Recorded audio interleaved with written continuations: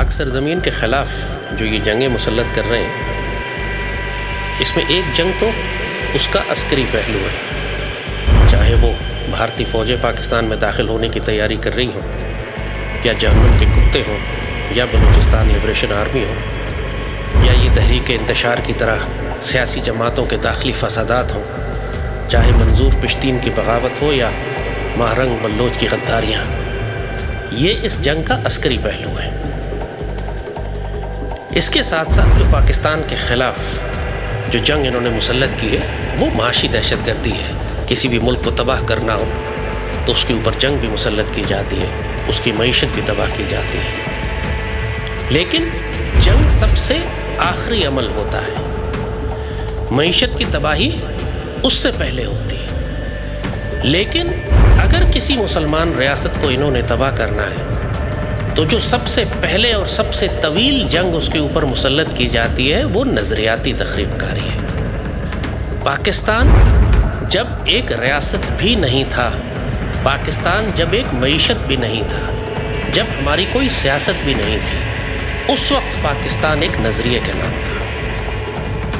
اسلام جب سیدی رسول اللہ اسلام کی دعوت لے کر تشریف لائے، جب آپ پر پہلی وحی نازل ہوئی تو اس وقت مدینہ کی ریاست نہیں تھی، اس وقت اسلامی ریاست کا وجود نہیں تھا، اس وقت خلافت راشدہ نہیں تھی، لیکن اسلام ایک طاقت اور ایک فورس کے طور پر، ایک روحانی اور نظریاتی طاقت کے طور پر اللہ نے ظاہر کر دیا تھا۔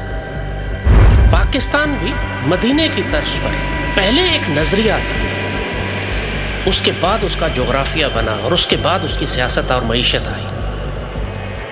تو دشمن جب بھی کبھی اس پاک سرزمین پر حملے کرے گا تو اس کا سب سے کاری حملہ جو ہوگا اور سب سے پہلا حملہ وہ نظریہ پاکستان پر ہوگا۔ نظریے تو کافروں کے پاس بھی ہوتے ہیں، زائنزم اور صہیونیت بھی ایک نظریہ ہے، نازیزم بھی ایک نظریہ ہے، کمیونزم اور فیشزم اور سوشلزم اور کیپٹلزم بھی نظریات ہیں، لیکن ہمارے نظریے کی خاص بات یہ ہے کہ یہ ایک روحانی نظریہ ہے، اس کا ایک روحانی پہلو ہے۔ یہ صرف ایک انٹلیکچوئل یا علمی نظریہ نہیں ہے، یہ صرف کوئی سائنس کی تھیوری نہیں ہے، پولیٹیکل سائنس کی کوئی آئیڈیالوجی یا ڈاکٹرائن نہیں ہے، یہ ایک روحانی نظریہ ہے۔ اور روحانی معاشرہ، اس کی خاص بات یہ ہوتی ہے کہ اس کی اساس ان اخلاقی باتوں پر ہوتی ہے، اس اخلاقی معیار پر ہوتی ہے، مکارم اخلاق پر ہوتی ہے کہ اگر جن مکارم اخلاق کو اس معاشرے میں سے نکال دیا جائے تو وہ پورا نظریہ دھڑام سے نیچے آ کر گر جاتا ہے۔ اسی لیے دشمن سب سے پہلے ہماری روحانیت پر حملہ کرتا ہے، پھر ہماری نظریات پر حملہ کرتا ہے، پھر ہماری سیاست اور معیشت پر حملہ کرتا ہے، اور جب یہ سب تباہ ہو جاتے ہیں اور قوم بکھر جاتی ہے تو پھر فوجیں لے کر داخل ہوتا ہے۔ آپ نے مشرقی پاکستان میں دیکھا تھا نا، مشرقی پاکستان میں ہماری روحانی اور نظریاتی اساس کی جڑیں کاٹنے کا کام 1948 میں ہی شروع ہو گیا تھا۔ جب قائد اعظم تشریف لے کے گئے ڈھاکہ اور آپ نے وہاں پر خطاب کرنا شروع کیا تو وہ خنزیر شیخ مجیب سب سے پہلے فساد اس نے قائد اعظم کے خلاف کھڑا کیا، وہ ناپاک اور ذلیل مرتد، اس نے سب سے پہلے یہ جھگڑا ڈالا کہ ہم اردو نہیں بولیں گے، ہم بنگلہ زبان کی بات کریں گے۔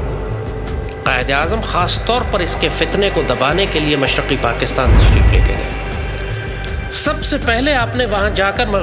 مشرقی پاکستان میں جو تقریر کی شیخ مجیب کے خلاف کی، اس کا نام نہیں لیا لیکن اس کی ساری سازشوں کو آپ نے بیان کیا، یہ تک فرمایا کہ اے پاکستانیوں، تمہاری صفوں میں دشمن کے ایجنٹ اور غدار موجود ہیں، ففتھ کالمسٹ موجود ہیں، جو تم کو آپس میں لڑوانے کی کوشش کریں گے، نظریہ پاکستان کو توڑنے کی بات کریں گے، پاکستان کو آپس میں پھوٹ ڈلوائیں گے، تمہاری آپس کی جنگ کروائیں گے، ان سے محتاط رہنا۔ اور قائد اعظم کی اس تقریر کے بعد شیخ مجیب کو گرفتار کیا گیا تھا۔ تو بالکل واضح بات ہے کہ یہ چونکہ اردو زبان والا، اردو اور بنگالی زبان کا فساد شیخ مجیب نے ڈالا، قائد اعظم تشریف لے گئے، بالکل اردو اور بنگالی زبان پر ہی آپ نے بات کی اور خاص طور پر فرمایا کہ پاکستان کی قومی زبان اردو ہوگی،